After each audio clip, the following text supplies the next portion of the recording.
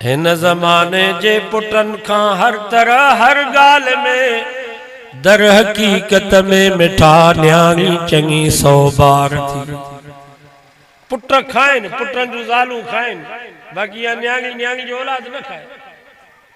मौलाना मसरूर रहमतुल्लाह अलैह फरमायो, हिन ज़माने जे पुटन खां हर तरह हर गाल में दर हकीकत में मिठा न्याणी चङी 100 बार थी।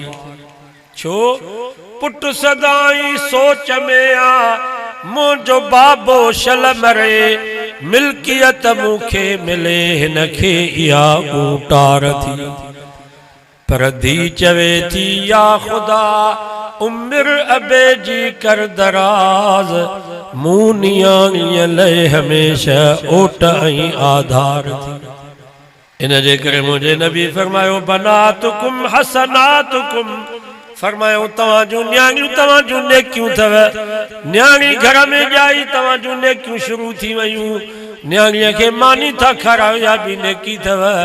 न्याणीअ खे पाणी पिया पियारियो या बि नेकी अथव।